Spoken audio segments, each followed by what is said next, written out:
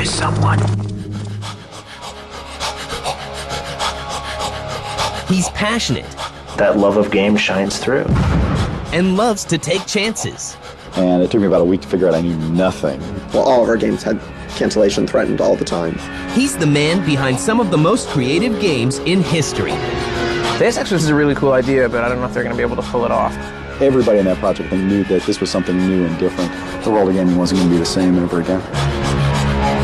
And through it all, remained true to himself. I knew I could survive. Watch out. And that courage that he has to always work on the games is the reason that he's revered as a game god.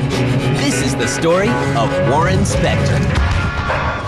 Someone's on our tail for sure.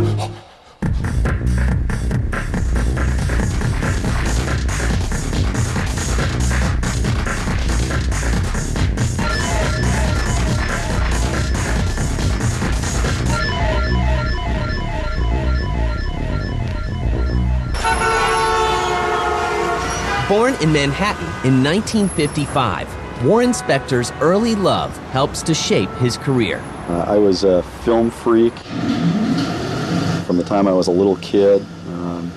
Spent most of my time in the dark alone, which is kind of strange, but there you have it.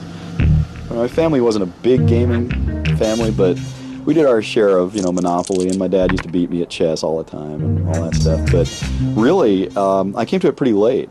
A close encounter at a friend's house leaves him starstruck.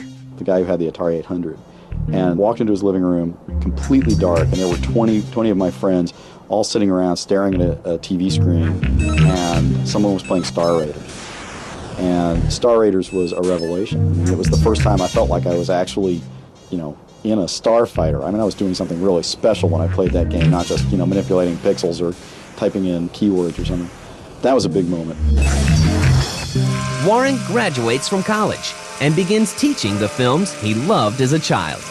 I was teaching film courses at the University of Texas, animation history and an introduction to film analysis and television studies. And the funny thing is there came a point where the chairman of the department called me up and said, you've been teaching this class that you've been doing for, 13 semesters, and you're only really allowed to do it for 9, so we're going to have to take your class away. Sorry. Click. And so I'm sitting there on the floor in my house going, how am I going to pay my rent? What do I do? And it was one of those just wonderful moments. I got a call from a guy I'd worked with on the school newspaper, of all things. And he had gotten a job with Steve Jackson Games, a local game company in Austin. And he knew I was a game freak. He said, hey, we're looking for an assistant editor. You want to come on? And I said, well, yeah. It was all luck, like so many things in life. I went from Steve Jackson Games to TSR, the folks who do Dungeons & Dragons, and I was kind of bored, actually, making paper games. I hate to admit it, but... and again, I got a call out of the blue from a guy who was working at Origin, and he said, hey, we're looking for an associate producer at Origin. Are you interested? And I said, well, sure. I played Ultima 5. It was great. In 1989, Warren sacrifices pay for creativity and joins the development team at Origin, the game company behind the successful Ultima series. One of the first things I had the opportunity to do when I went to Origin was work with Richard Garriott on Ultima 6. I came in as the paper game guy who was going to teach the electronic guys what interactivity was all about, and it took me about a week to figure out I knew nothing. Richard Garriott quickly sees the talents that Warren has to offer. Rich was and is one of my mentors. Working with him was an education, believe me. He and I went off for about 2 weeks. We went to his house and we ate way too much Chinese food and spent way too much time talking late into the night about games. Their work pays off, and in the end, an entirely new world is created. And we worked together on the plot of Ultima 6 and came up with, the whole gargoyles invading Britannia plot, and came up with the idea that, they're not just bad guys, they have their own philosophy and it's equally valid. So it was an immediate immersion in the idea that games don't have to be just about killing. Ultima 6, The False Prophet, is released in June 1990, and fans praise the game as another great addition to the Ultima series. Creating that kind of gameplay, that rich sort of world, and the multiple solutions to problem stuff that was a part of Ultimas even back then, that was my grad school. A few months later, after meeting with the small development company, Blue Sky Productions, the Ultima series takes on a new dimension. There are a lot of trends being indicated of what's going on in the consumer electronics business. Underworld came to Origin at a CES show, the precursor to E3. We were all impressed with this 3D demo that Paul Neurath showed us. We put together a demo in about a month, basically May 1990, of a sort of 3D texture mapped walls with no floors or ceilings and a little bitmap and, you know, the world's simplest tile editor and no real gameplay, and presented it to the Origin folks and said, hey, we can do a texture mapped real-time dungeon game. We pitched it to Origin and they were like, sure, go do it. We're not going to give you any money, basically, but, you know, if it got done, we'd be interested. So we went off and spent the next year or so building the tech up, making it real. Blue Sky returned to Cambridge to work on the game with Origin's financial blessing, but without Warren. And I really wanted to work on that project. And we didn't have a story, we didn't have anything except a tech demo at that point. But it got assigned to another producer at Origin. I was really upset about that. But months later, when the producer leaves the company, Warren recognizes the opportunity. I went to my boss, Dallas Snell, and said, give me this. This is going to change the world. I have to work on this. I don't know why, but he said, sure, it's yours. And so I started working with the guys at Blue Sky. And Warren showed up about halfway through and really helped. We were already in the process of thinking, okay, this actually has to ship someday. And so Warren did a lot of helping us sort of focus. That team in that time were real special. It was like over-intellectual kids, you know, and I was, you know, among the worst. And we were just so angst-ridden, and, you know, we were up all night and working on our technology, and we had our philosophy of games, and it wasn't working out, and, you know, and Warren would be like, hey, guys, it's awesome, look, you know, hey, the game looks so great, you know, let's go. And it was totally inspirational. The team was just like chaos, you know, lightning in a bottle, sort of. They worked all the time, they kept these crazy hours, and they fought like cats and dogs, but they were all pretty much aligned in wanting to make a great game. The production team, headed by Warren, finishes Ultima Underworld in 1992. And things for Warren seem to be going well. But a pair of heavy initials are about to move in and mix things up. Everybody in that project, I think, knew that this was something new and different, and the world of gaming wasn't going to be the same ever again.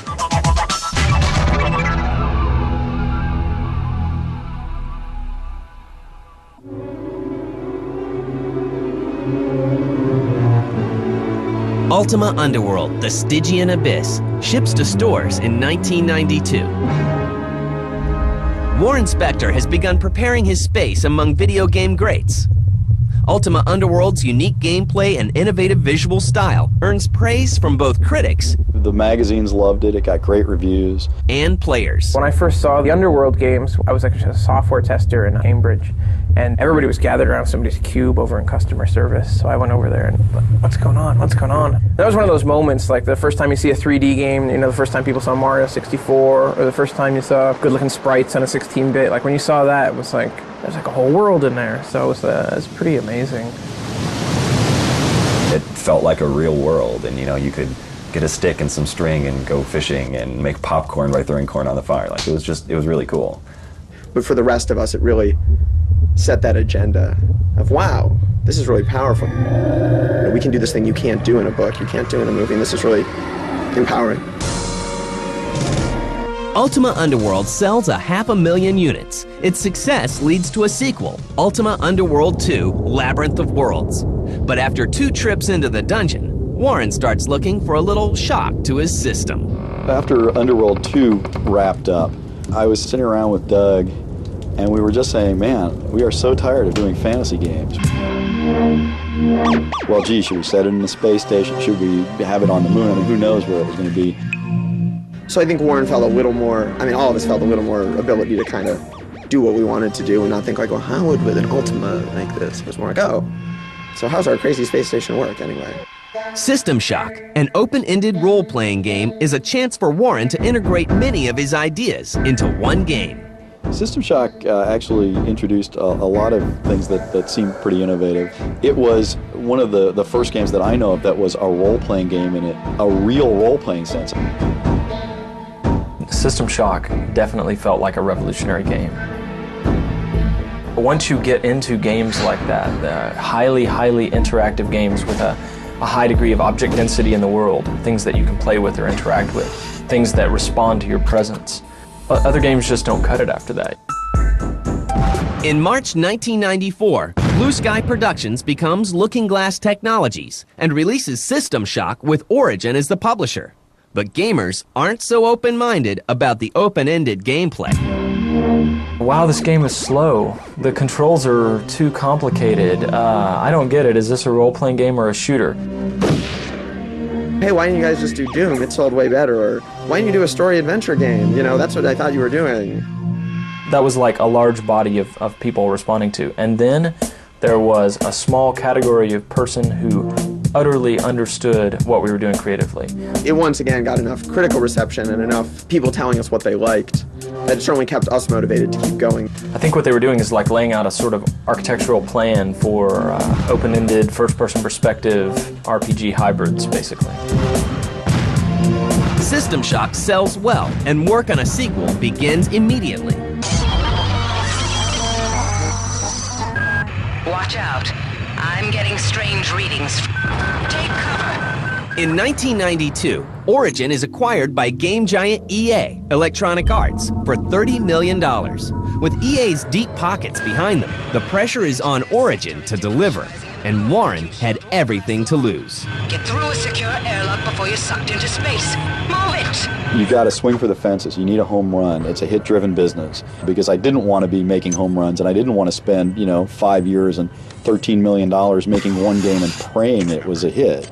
I wanted to do low-budget things that came out in shorter timelines, and the risks were lower, and where I made a little bit of money for somebody on a constant basis. But I realized it was time to move on.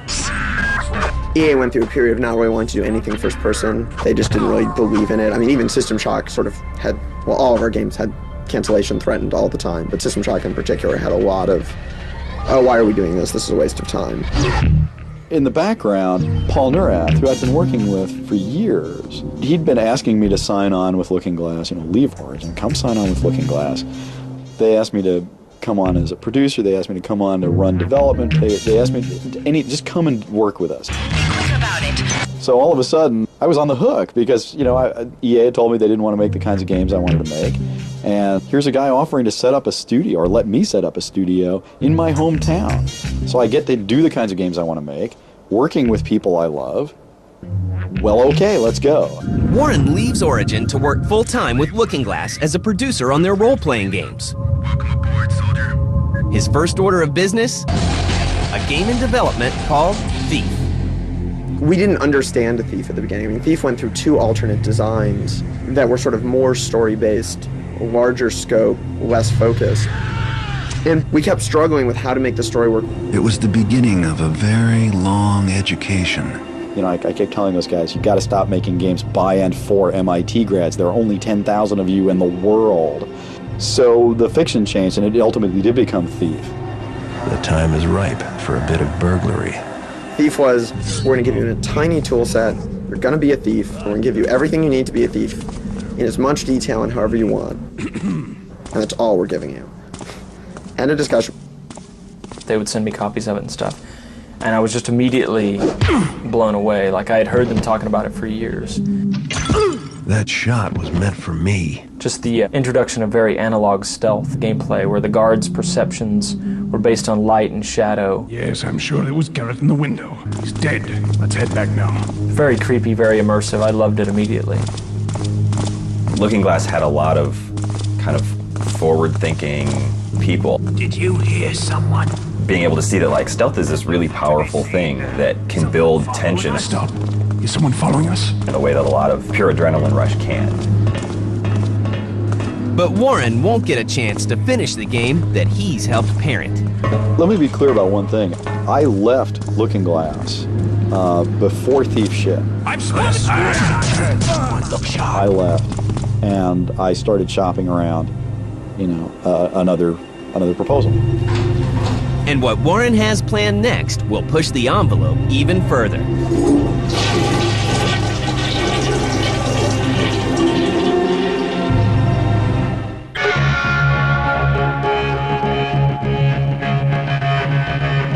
With a series of innovative games behind him, Warren begins to look for a new home. John Romero called me and said, don't sign that. I told him it's too late. It's too late. He said, I'm going to let you do the game of your dreams. let me drive down to Austin from Dallas tomorrow and let me try to talk you into joining IonStorm. And he drove down the next day, and damn if he didn't convince me. I mean, he said, bigger budget, bigger marketing, game of your dreams. I mean, who's going to turn that down? In the fall of 1997, Warren moves to IonStorm, where his first order of business is to surround himself with the talent he needs. Sometimes I deserve more credit than I get, sometimes I deserve less credit than I get, but the one thing that is absolutely true is that no one person makes a game. This is the most intensely collaborative medium I can imagine. We're making the kind of games that hardcore players really want to play. While building a team, he starts planning what the game of his dreams will look like. I put together a 30-page pitch proposal for Deus Ex, flew to London for ECTS in '97, and presented it to the executives there, and I put together a budget, and they said, great, okay. I didn't hear from them again for years. It was an unbelievable opportunity. With the full support of IDOS, IonStorm's parent company, work begins. IonStorm Austin started off with a bang, working on Deus Ex. No one at the time really knew what kind of game we were making. Like, the team basically sort of diverged into three factions. One group was more or less convinced that we were making a shooter, you know, like a Daikatana. Another percentage of the team thought we were making a really true dogmatic RPG, like an Ultima or something. And then about a third of us knew that what we were doing was something sort of like Underworld or System Shock. And there was a lot of conflict about that. I think in some ways it hurt the game, but in other ways it helped. Getting all these different people with their different viewpoints together and in conflict pulled the game in directions it wouldn't have gone otherwise. By June 2000, Deus Ex, Warren's dream project, is ready to be shipped to stores, and Warren holds his breath. You know, the day we shipped, I was just like, I have no idea how this is going to go. I have no idea if people are going to love it or hate it. If people compared our combat model to Half-Life, we were doomed. If they compared our stealth model to Thief, we were doomed. If they compared our role-playing to a Baldur's Gate, we were doomed. But if they figured out that they could do anything they wanted, if they realized they had that freedom, and it wasn't just a damn shooter, we were going to rule the world, or at least change it a little bit. And players got it. Just the notion of being able to go through the game in different ways, and whether you want to kind of use violence or stealth and that kind of stuff, and just the whole plot. And it was like, this is a neat idea, but like, I've heard neat ideas before that just totally fail. And then when you actually played Deus Ex, it was like, it worked. He did it. Deus Ex wins countless Game of the Year awards for its hybrid gameplay, something gamers had never seen before. Gamers are also being discerning, wanting multiple options to what they do in their games. So that means bringing in what might have been old school adventure elements, but tying that in with current vogue action sequences or special effects or role-playing elements. Just spotted a sniper in the tower. Even now, I don't even know what to make of it. Everybody puts it in their top 10 games of all time. I don't even know what to say. But its incredible success is almost overshadowed by the storm brewing in IonStorm's Dallas offices. IonStorm was a mixed bag. It's really seductive. The inmates running the asylum seems like a great thing. In the end, it didn't quite work out so well. Oh, sorry, my mistake. I mean, the whole idea behind IonStorm was let creative people do creative things, get out of their way. And up to a point, that's great. And I'm enough of a business guy or a management guy that I could pull it off. I think they had a little more trouble in Dallas. That's pretty much all there is to say. On July 21st, 2001, John Romero resigns and IonStorm Dallas closes its doors. Undaunted, Warren keeps IonStorm Austin open and helps refocus on a sequel to the Deus Ex game in late 2003. Warren also begins to think about using his experiences to do some good in the game community. I got involved with the IGDA about 3 or 4 years ago. And the idea of an international association, a community of game developers, working professionals and students who hope to become working professionals or analysts. I just think that's vitally important. Glad to know you. What can you tell me about what's going on out there? There's too little talking in this business. Warren's innovative game designs and the talented teams he works so hard to cultivate continue to influence the industry. Warren's biggest ability is to say, yes, that's good, but now how can we make it better? Just be patient and remember your training. Let's get creative. Let's think about these things. So him being a very creative person just influences everyone around him to take it to the next level. Good work. He's spoken so much about where games should go in the future. Deus Ex has won over such a more mainstream group of people that it's been really cool to watch Warren get his due for leading games. Oh. He's revered as a game god, and it's not an easy thing to have. It is not an easy thing to have. When I look back at 20 years in game development, I'm stunned that I've survived that long. The thing I'm proudest of is the opportunity to work with so many great people and to actually help people achieve their goals is pretty special. And doing that in a field that I just absolutely love. I mean, I make games for a living. You know, I mean, what could possibly be cooler than that?